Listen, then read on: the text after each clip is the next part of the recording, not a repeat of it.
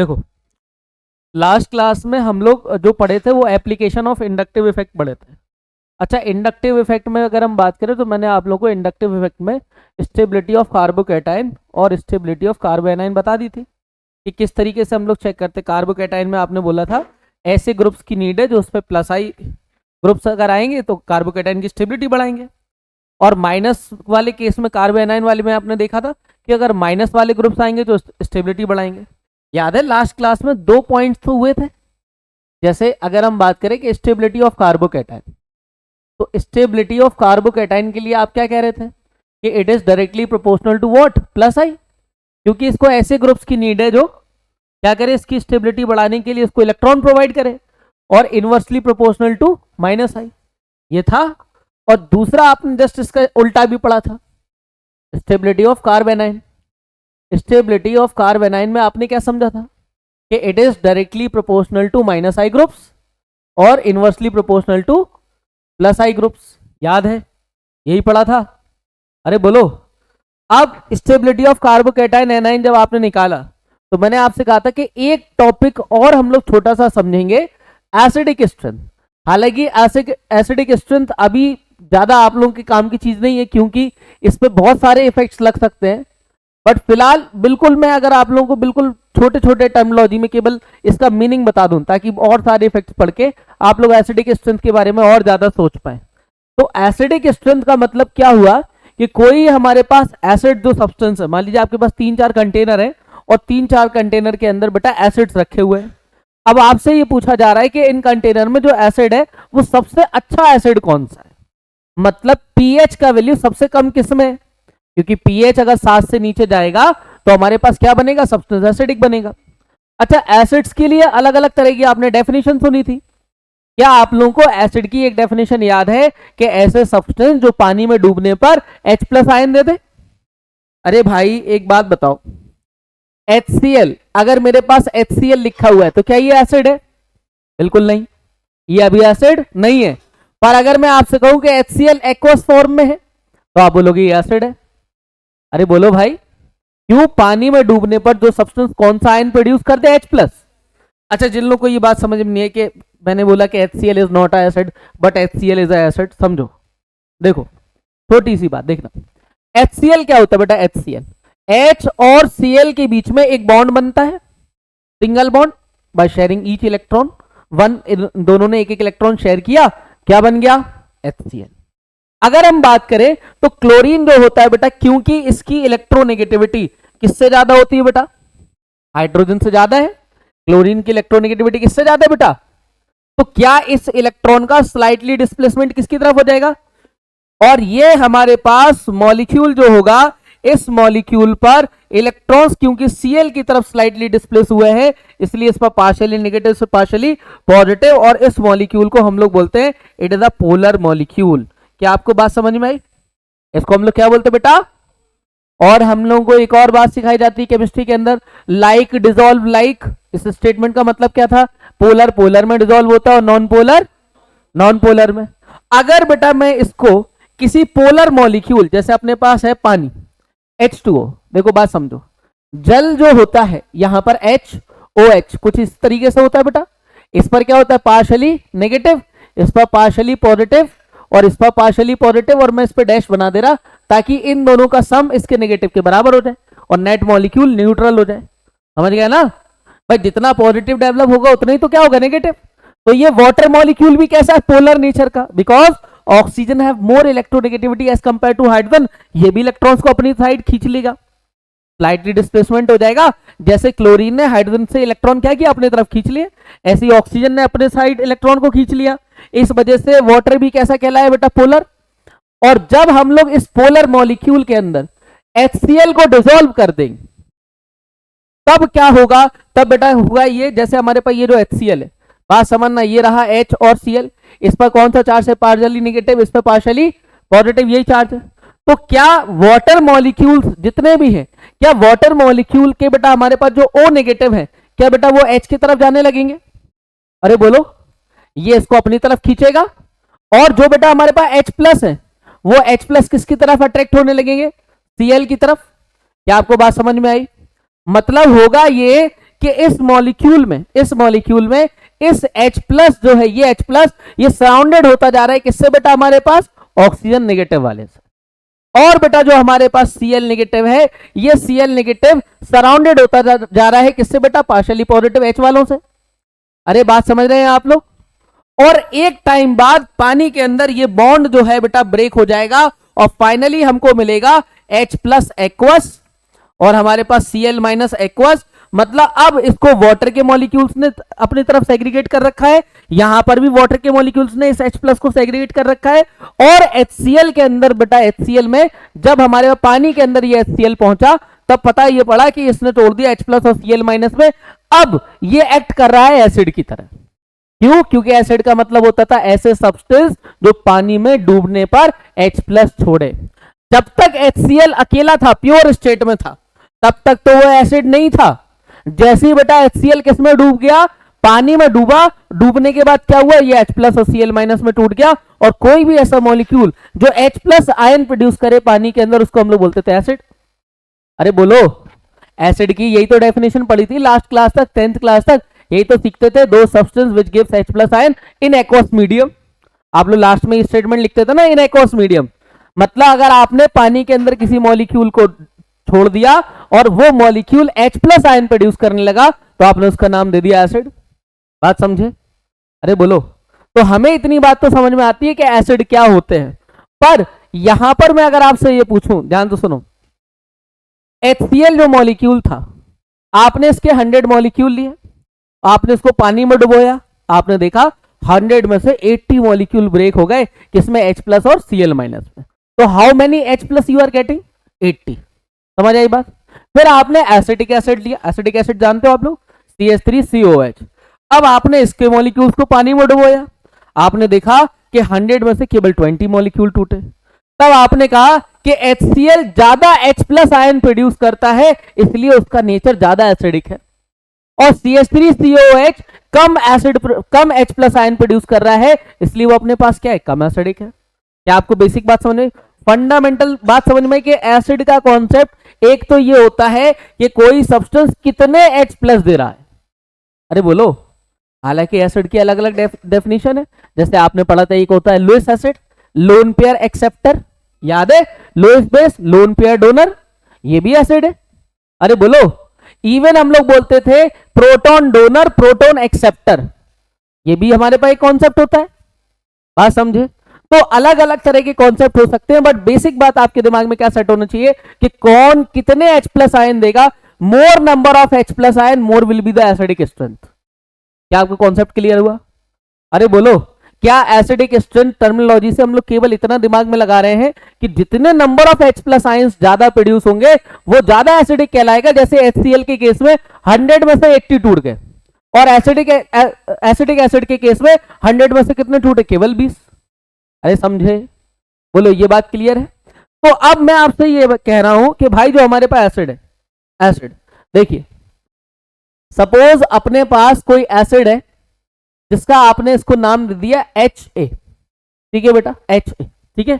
अब बात समझना, कोई दूसरा हमारे पास, इसको अपन लोग A1 बोल दे रहे हैं, इसको A2। मान लीजिए हम लोग दो तरह के एसिड्स को कंपेयर करने की कोशिश कर रहे हैं, ठीक है भाई, कि इन दोनों में से ज्यादा एसिडिक कौन हो सकता है। मतलब मेरे सामने दो एसिड आए, मुझसे सवाल पूछा गया इन दोनों में से ज्यादा एसिडिक कौन है। अब मैं उसको एनालाइज कर रहा हूं कि भाई एक एसिड HA1 है, दूसरा क्या है बेटा, HA2। और हम जानते हैं कि जो एसिड्स होते हैं बेटा वो किस तरीके से टूटते हैं। मान लीजिए आपने इसको एक्वस मीडियम में डाला, और जैसे ही एक्वस मीडियम में डाला पता पड़ा ये हमारे पास H प्लस और A1 माइनस में टूट गया, ठीक है भाई। फिर आपने दूसरा मॉलिक्यूल उठाया, उसको बेटा आपने एक्वस फॉर्म में डाला, पानी में डिसॉल्व किया, डिसॉल्व करने के बाद ये भी टूट गया H प्लस और A2 माइनस में। अब क्योंकि यहां पर आपको H प्लस का कंसेंट्रेशन नहीं मिल रहा, पर आपको एक चीज मिल रही है, यहां पर A1 माइनस और A2 माइनस, दो तरह के आयंस मिल रहे हैं, ठीक है भाई। एक टर्मिनोलॉजी याद रखना, देखो भाई, देखो क्या, ये अगर एसिड है, ये अगर एसिड है, इनके नाम दे रहा हूं मैं, ये एसिड 1 है, ये एसिड 2 है, तो इससे जो एनायंस प्रोड्यूस होते हैं इसको हम लोग बोलते हैं कॉन्जुगेट बेस। क्या बोलते हैं इसको बेटा, कॉन्जुगेट बेस। क्या हमें ये वर्ड याद रहेगा? Conjugate base. कॉन्जुगेट बेस शब्द का मतलब क्या होता है? एसिड्स को जब वाटर मॉलिक्यूल के अंदर डिसॉल्व किया जाता है तब बेटा हमारे पास एक तो H प्लस बनता और दूसरा एनायन बनता, ए नेगेटिव बनता। कोई भी नेगेटिव हो सकता था, जैसे HCl को आपने तोड़ा, H प्लस और Cl माइनस, तो Cl minus will considered as a conjugate base.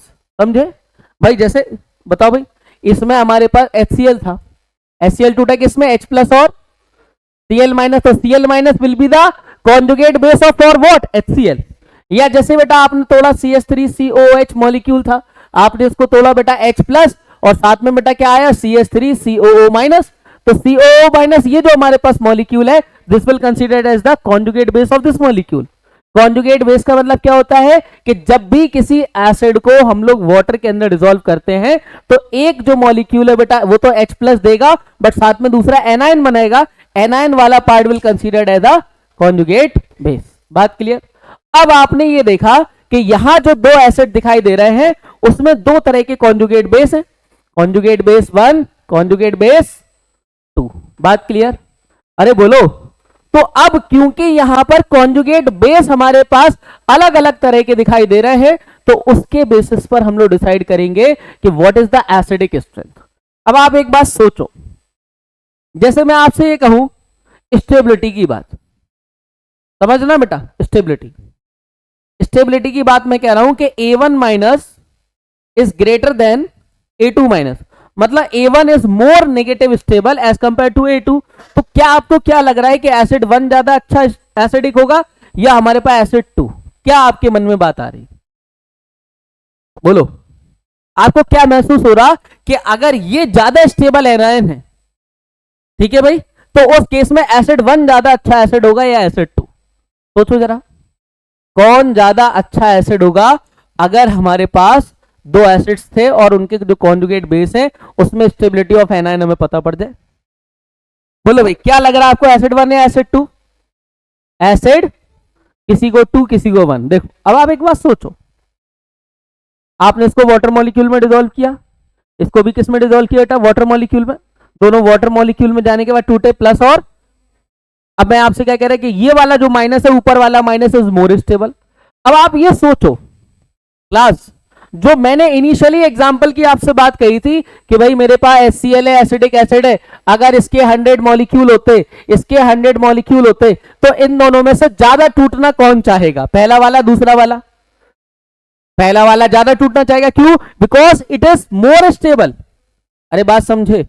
और अगर ये इसके 100 में से ज्यादा मॉलिक्यूल्स टूटेंगे तो ज्यादा से ज्यादा वो क्या लेके आएगा अपने साथ? H प्लस, और जितना ज्यादा H प्लस लेके आएगा उतना ही ज्यादा वो एसिडिक कहलाएगा। अरे लॉजिकली बात समझे?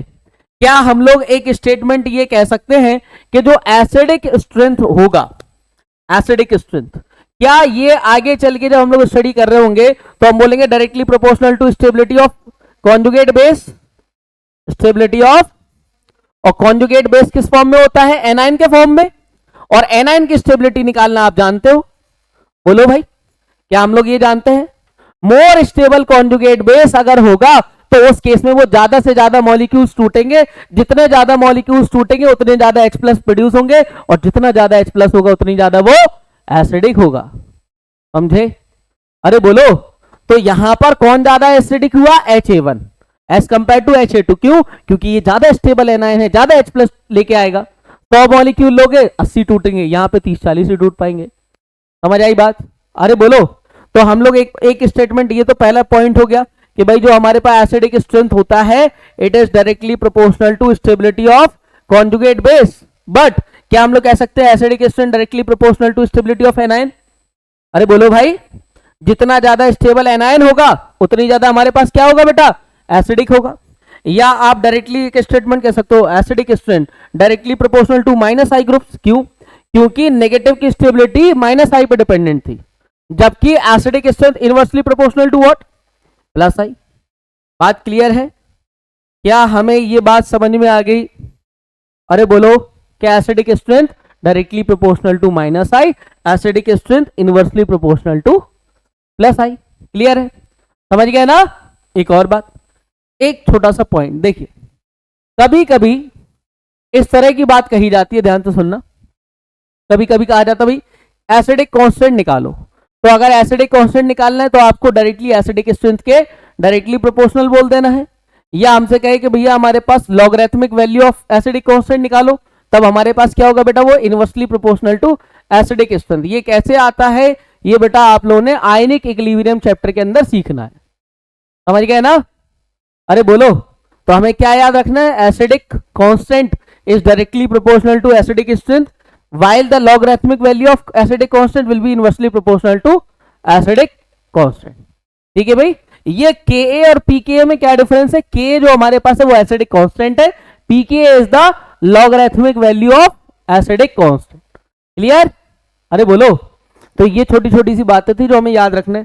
अब सुनो, इसमें हमारे पास तीन तरह की सीपीपी है, सीपीपी 1 2 3, तीन तरह की सीपीपी होंगी जिसमें stability of carbocation, stability of carb anion और एसिडिक स्ट्रेंथ से रिलेटेड क्वेश्चंस होंगे।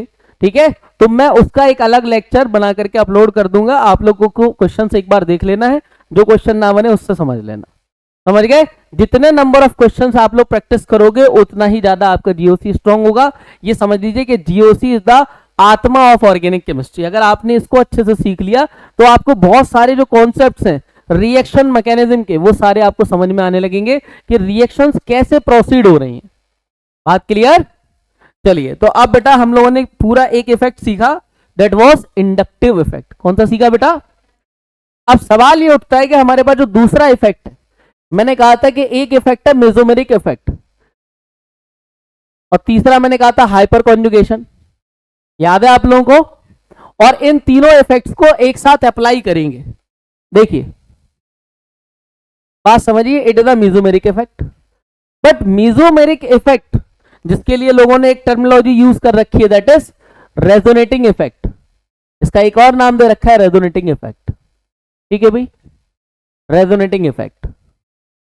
अब सवाल ये उठता है what is the meaning of resonating effect, but उससे भी पहले मैं आप लोगों को एक टर्मिनोलॉजी क्लियर करना चाहता हूं, दैट इज रेजोनेंस। क्या होता है इस शब्द का मतलब, what is the meaning of resonance, बताओ भाई। Delocalization of pi electron. देखिए क्लास के अंदर जब भी मैं पूछता हूं what is the meaning of resonance, और जिन लोगों ने थोड़ा बहुत रेजोनेंस शब्द सुन रखा होता है, ठीक है, तो जनरली यही आंसर आता है, resonance means delocalization of pi electron. ठीक है भाई, this is completely wrong statement regarding resonance.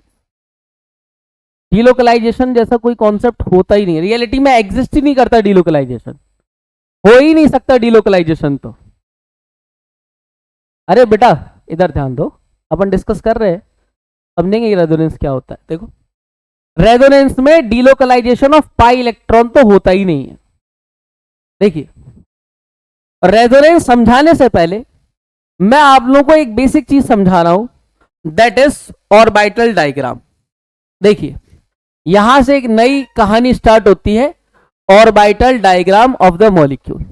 अच्छा, ऑर्बिटल डायग्राम में भी सारे डायग्राम्स की बात नहीं हो रही है, केबल और केबल जो डायग्राम्स की बात हो रही है बेटा, वो हो रही है हमारे पास ऑर्बिटल डायग्राम्स के अंदर केबल और केबल जो पैरेलल ऑर्बिटल्स अवेलेबल है।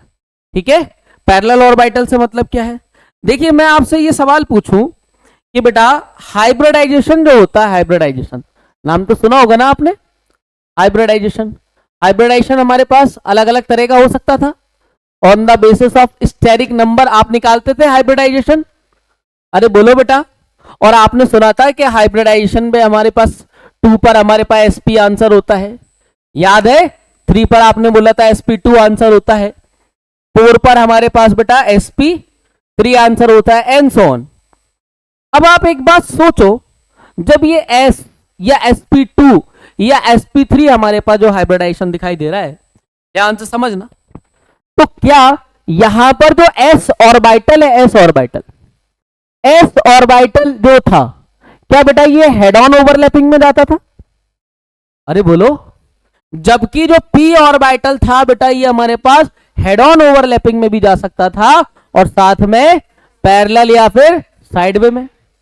अरे बोलो भाई, ये आपने सीखा था कि we have 3 kind of bond, that is sigma, pi और डेल्टा, जिसमें से हमें केवल जो याद रखना है वो है सिग्मा और पाई। अरे बोलो, अगर हम लोग S और P से बनाएंगे तो जो बॉन्ड बनता था वो केवल सिग्मा हो सकता था। P के साथ पॉसिबिलिटी थी कि P और P आपस में मिल रहे हैं तो डिपेंड करेगा PX PX मिल रहे, PY PY मिल रहे या PZ PZ मिल रहे। अरे बोलो, अगर PX PX मिल रहे थे तो आंसर था सिग्मा, PY PY पे पाई और PZ PZ पे। अरे देखो एक बार, चलो देखो, ऐसे देख रहे हो तुम लोग के सर पता नहीं क्या चीज बता रहे। देखो, अरे सुनो, बात सुनो। देखो बेटा, जैसे ये मान लीजिए दिस इज y एक्सिस, ये y एक्सिस है, दिस इज x एक्सिस, ठीक है भाई, और इसमें दिस इज z एक्सिस। ये कौन सी एक्सिस है बेटा? z axis. अब बात समझो, देखो क्या बात ये है कि यहां पर अगर मैं आपसे कहूं कि भाई ये हमारे पास this orbital is a px orbital, क्योंकि ये x एक्सिस में प्रेजेंट है, भाई ये कौन सा ऑर्बिटल हो गया? px। क्लियर है बात? दूसरा हमारे पास यहां पर ये बन गया हमारे पास कौन सा ऑर्बिटल बेटा? py। ये कौन सा ऑर्बिटल बन गया बेटा? और इसी में एक और ऑर्बिटल जो है ये बन गया हमारे पास जो z एक्सिस में है। z एक्सिस आप लोग समझ गए ना, आउटवर्ड टू द प्लेन, मतलब ये बोर्ड से बाहर निकला हुआ है z में। ये जो z एक्सिस है, ये वाला ऑर्बिटल जो रेड वाला है वो रियलिटी में बोर्ड से बाहर और बोर्ड के अंदर साइड है, मतलब ये कौन सा हो गया हमारे पास? pz हो गया, ठीक है भाई। अब ये किसी एक एटम में पड़े हुए px py और pz है, ठीक है भाई। बात समझो, देखो क्या, ये हमारे पास कोई दूसरा एटम आ गया जिसके पास क्या था बेटा? px py और pz। बात क्लियर? हुआ ये कि जब ये दोनों एटम्स आपस में इंटरेक्ट कर रहे थे तो इंटरेक्ट करते समय हमको क्या दिखाई दिया कि बेटा जो हमारे पास ये वाला जो नजर आ रहा है बेटा px px, देखो ये कैसे मिल रहा है? px px head to head, px px कैसे मिल रहे? Head to head. अरे बोलो भाई, समझ में आ रही बात? जैसे ये बेटा हमारे पास जब दो एटम्स आपस में इंटरेक्ट करेंगे तो px और px किस तरीके से मिलेंगे? Head to head. जबकि py py कैसे मिलेंगे बेटा? पैरेलली। और pz pz कैसे मिलेंगे? पैरेलली। अरे समझे? बोलो, नहीं समझे? क्या आपको ये बात समझ में आई कि जब बेटा ये दोनों आपस में इंटरेक्ट करेंगे तो कुछ ऐसी स्टेट आ जाएगी? ठीक है भाई, ये स्टेट आ जाएगी इसमें। चलो ठीक है, ये बन गया। अरे यार ये ऊपर नीचे क्यों हो रहा है यार? लो इतना तो एडजस्ट कर लोगे आप लोग, ज्यादा एडजस्ट हो गया। देखो समझो, क्या ये वाली जो ओवरलैपिंग हुई है, ये वाली, ये सिग्मा बॉन्ड बना, जबकि ये वाली जो ओवरलैपिंग होगी ये कौन सा बॉन्ड है? और बेटा ये जो हमारे पास pz pz में होगी ये भी कौन सा है? समझ में आया? अरे बोलो, क्या बात समझ में आई कि जब हमारे पास दो एटम्स में एक px और px जो मिले वो कुछ इस तरीके से head to head, py py ऐसे में थे, वो कैसे मिले बेटा? पैरेलली। और pz pz इस तरीके से थे, वो भी कैसे मिले? पैरेलली। अरे समझे? समझ में आया कि भाई हमारे पास जो सिग्मा और पाई बॉन्ड बनते हैं वो डिपेंड करता है ओवरलैपिंग कैसे हो रही। और आपने कहा था कि हेड ऑन ओवरलैपिंग में कौन सा बनेगा? सिग्मा। और पैरेलल वाले में या साइड वे जिसको अपन लोग बोलते थे उसमें कौन सा बनेगा? पाई बॉन्ड बनेगा। अब आप एक बात सोचो, एटम ए, एटम बी और एटम सी, तीन एटम्स थे, ठीक है भाई। और अगर यहां पर एक और एटम होता तो क्या वो बेटा हमारे पास नेक्स्ट एटम भी ऐसे ही बनता? अगर मैं केवल पी की बात कर रहा तो क्या हमारे पास px जो होता वो कौन सा बॉन्ड बनाता? सिग्मा। जबकि py कौन सा बनाता और pz कौन सा बनाता? अरे बात समझे? बात क्लियर है? तो हम लोग क्या क्या चीज सीखने जा रहे हैं? Orbital diagram. क्या सीखने जा रहे हैं बेटा? Orbital diagram. एक बार हमारे दिमाग में सेट हो गया तो रेजोनेंस हमें समझ में आ जाएगा कि what is the meaning of resonance. बात समझ रहे हो? अरे बोलो। तो मैं आप लोगों को देखो कुछ ऑर्बिटल डायग्राम बना के दिखाता हूं। जैसे देखिए ऑर्बिटल डायग्राम किस तरीके से बना रहा हूं, ध्यान से समझना आप लोग पॉइंट्स को। जैसे पहला मॉलिक्यूल है CH2 डबल बॉन्ड CH2, इस मॉलिक्यूल का मुझे बनाना है ऑर्बिटल डायग्राम। क्या बनाना है बेटा?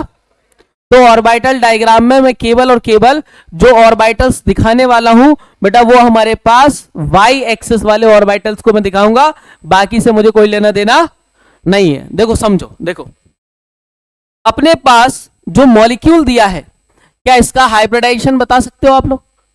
क्या होगा? sp2। इसका भी क्या होगा बेटा? अच्छा, जिन लोग को बात समझ में नहीं है sp2 कैसे हो रहा है, उन लोगों के लिए देखो समझो, दिस इज CH, यहां पर भी H, डबल बॉन्ड C, इधर पर भी H, यहां पर भी H। क्या आप लोगों को ये बात क्लियर है कि कैसे बनाइए? दूसरी बात मैं आपसे पूछूं, नंबर ऑफ सिग्मा बॉन्ड 1 2 3, कितने सिग्मा बॉन्ड है? और अगर 3 सिग्मा बॉन्ड है तो इसका हाइब्रिडाइजेशन क्या होगा? sp2। हाँ जी, पड़ोसी का बताओ भाई। इस वाले कार्बन पे सिग्मा सिग्मा और ये भी सिग्मा, कितने सिग्मा? 3 3 है, तो इसका भी आंसर क्या हो जाएगा? sp2। इतना क्लियर है? और इस sp2 वाले में आप जानते हो कि एटम्स जो हैं बेटा वो कैसे अरेंज होते हैं? ट्रायंगुलर प्लेनर शेप में। अरे बोलो बेटा, कुछ इस तरह से, ये कार्बन, यहां पर हाइड्रोजन, इधर हाइड्रोजन। हुआ ये होगा कि जो हमारे पास इस एटम में ये बेटा जो हमारे पास ये वाला जो पैरेलली ऑर्बिटल्स अवेलेबल है, ये दोनों आपस में बेटा ये हमारे पास साइड वे ओवरलैपिंग करके कौन सा बॉन्ड बना रहे हैं? Pi bond. अरे बोलो, क्या इसकी कुछ ऐसी फोटो होगी? समझो। पर एक बात बताओ, क्या ये दोनों ऑर्बिटल्स बिल्कुल ओवरलैप्ड है? रियलिटी में कैसे ही ये ओवरलैप होते हैं ना? अरे बैलेंस बॉन्ड थ्योरी पढ़ी है ना, फिर उसी से आपने valence shell electron pair repulsion theory निकाली थी। समझना पूरी बात।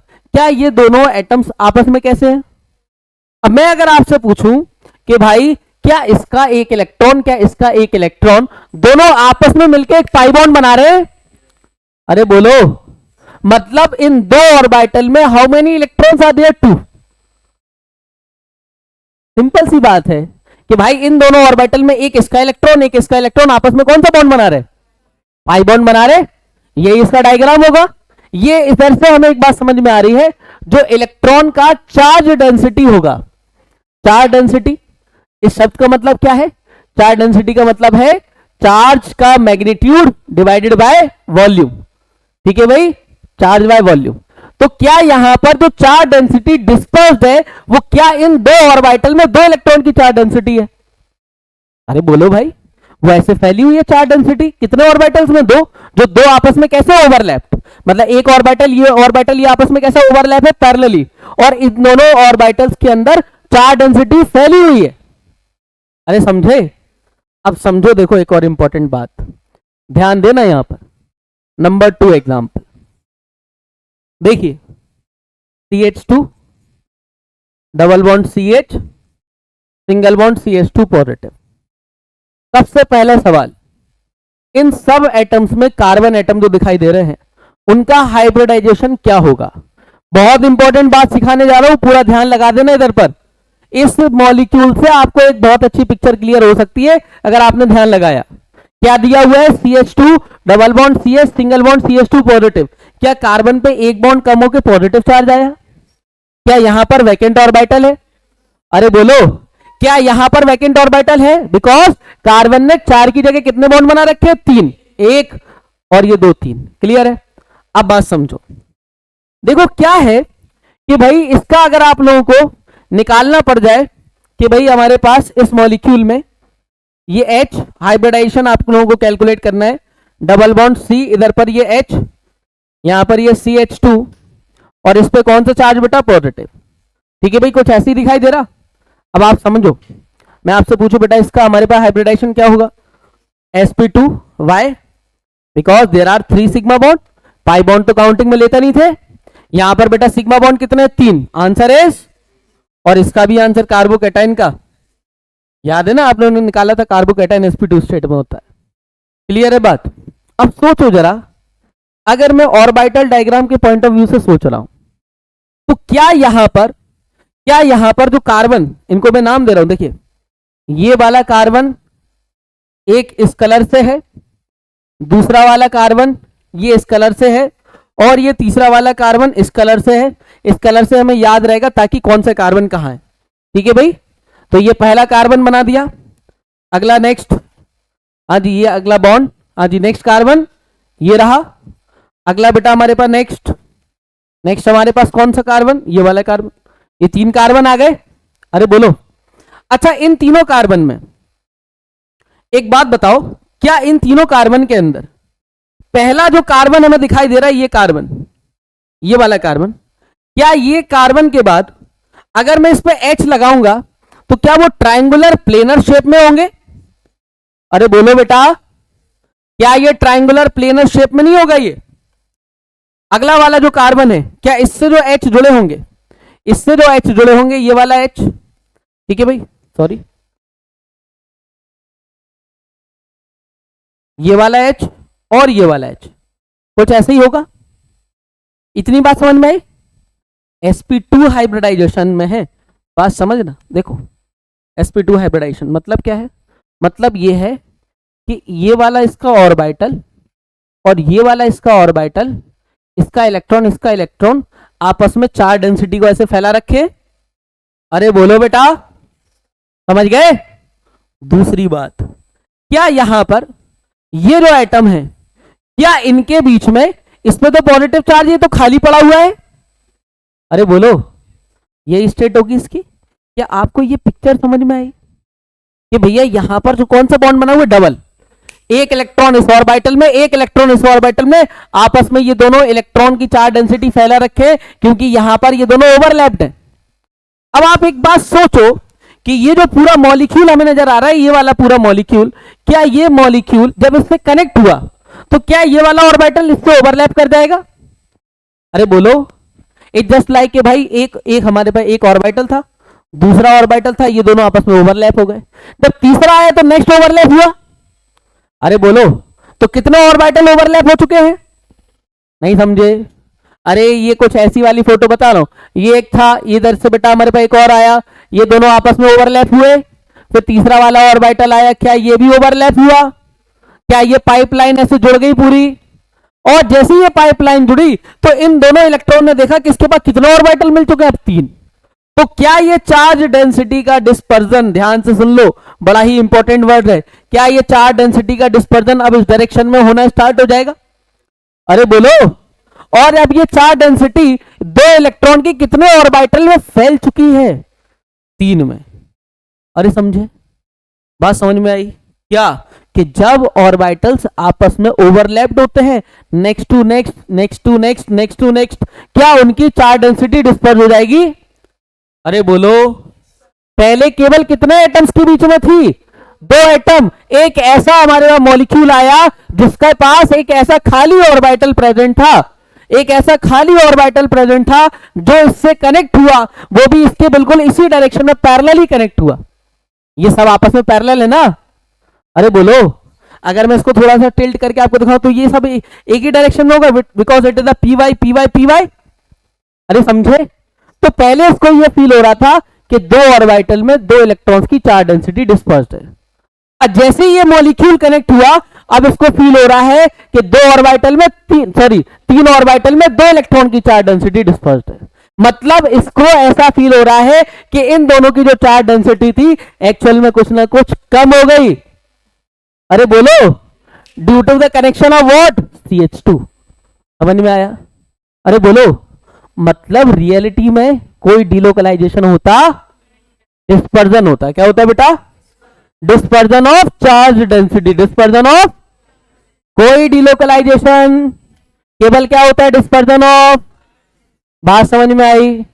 अरे बोलो, ये जो अभी भी मैंने रेजोनेंस शब्द नहीं बोला, I said only what?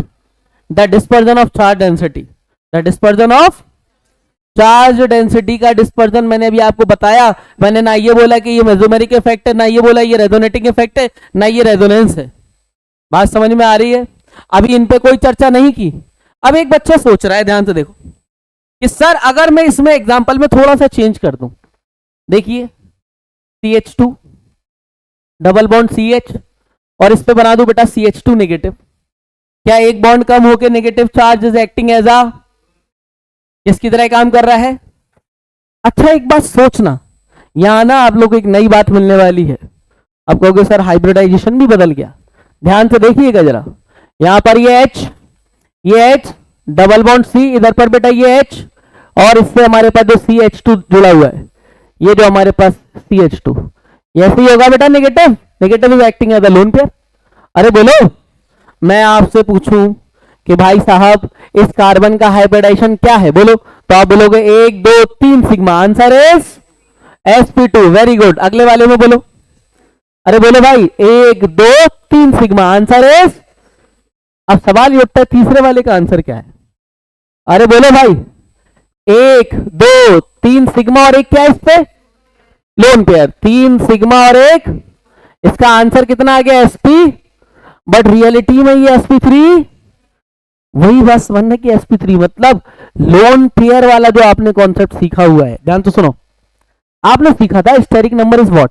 Number of sigma bond plus number of, but ये number of lone pair is not applicable everywhere. Number of sigma bond तो है ही, बट लोन पेयर वाला कॉन्सेप्ट कभी कभी बदलेगा। देखो कैसे, मैं आपको समझाता हूं यहां पर ऑर्बिटल डायग्राम बना करके, आपको पिक्चर समझ में आएगी। अब एक बात बताओ, ये जो कार्बन आपको नजर आ रहा है, ये वाला कार्बन, इधर हाइड्रोजन, इधर हाइड्रोजन, सिंगल बॉन्ड कार्बन, इधर हाइड्रोजन, यहां पर ये कार्बन, यहां हाइड्रोजन और यहां पर हाइड्रोजन। चलिए, क्या स्टार्टिंग के जो दो हमें यहां पर जो एटम दिखाई दे रहे हैं, क्या इनके बीच में ये दोनों आपस में ऑर्बिटल इलेक्ट्रॉन इलेक्ट्रॉन के साथ ओवरलैप्ड है और कौन सा बॉन्ड बना रहे हैं? Pi bond. इतना ही हो रहा है। अच्छा, पड़ोस में एक एटम बैठा हुआ है जिसके पास क्या है? एक लोन पेयर। क्या है? एक। बात समझना, ये ऑर्बिटल ऑलरेडी भरा हुआ है। अरे समझो, यहां पर दो ऑर्बिटल को कितने इलेक्ट्रॉन्स की फीलिंग मिल रही है? 2। मतलब यहां जो चार्ज डेंसिटी डिस्पर्स्ड है वो केवल अभी 2 में है, बट जैसे ही ये तीसरा मॉलिक्यूल इससे जुड़ा, जुड़ते क्या हुआ? ये बेटा, ये हमारे पास ये दोनों आपस में कनेक्टेड थे, एक और आया, कितने इलेक्ट्रॉन लेके आया? और जैसे ही लेकर के आया तो हुआ ये कि भाई इसने इलेक्ट्रॉन डेंसिटी यहां पर डिस्पर्स करना स्टार्ट कर दी। अब ऐसा फील हो रहा था कि पहले 2 ऑर्बिटल में 2 इलेक्ट्रॉन की चार्ज डेंसिटी, अब 3 ऑर्बिटल में कितने इलेक्ट्रॉन की? मतलब पहले से नेट वैल्यू बढ़ गया। भाई इसका एवरेज कितना निकल के आ रहा था? 1 का, अब कितने का निकल आ रहा है? 1.3। अरे समझे, मतलब ये चार्ज डेंसिटी बढ़ जाएगी। तो अब ये जो लोन पेयर था वो लोन पेयर इसका नहीं रहा। अरे बोलो, क्या इसके पास अब इस ऑर्बिटल को क्या 2 इलेक्ट्रॉन्स की फीलिंग मिल रही है? अब कितने की मिल रही है यहां पर एक ऑर्बिटल को? 1.33। अरे समझे, मतलब यहां पर ये लोन पेयर नहीं रहा, ये लोन पेयर चेंज हो गया, ये हो गया पार्शियल लोन पेयर। ये तो अपनी चार्ज डेंसिटी को आगे शिफ्ट कर दिया, और जैसी शिफ्ट किया तो बेटा इसका जो हाइब्रिडाइजेशन होगा, वो हाइब्रिडाइजेशन देखो क्या निकलेगा? इसका हाइब्रिडेशन क्या लगेगा हमारे पास? Sigma sigma sigma, but lone pair को काउंटिंग में नहीं लेंगे, तो answer is sp2। Sometimes lone pair is not countable. Lone pair तब हमारे पास पार्टिसिपेशन में नहीं जाएगा जब वो अपनी चार्ज डेंसिटी कहीं शिफ्ट कर रहा होगा। बात समझ में आई? अरे बोलो, मतलब ऑर्बिटल डायग्राम हमें एक बेसिक आइडिया देता है regarding what? The dispersion of charge density. It can be increase, it can be decrease. ठीक है भाई? अरे बात समझ में आ रही है? जैसे जैसे हम लोग ऑर्बिटल डायग्राम बनाएंगे वैसे वैसे हमको पिक्चर क्लियर होगी। ठीक है भाई? बात समझ में आ रही है?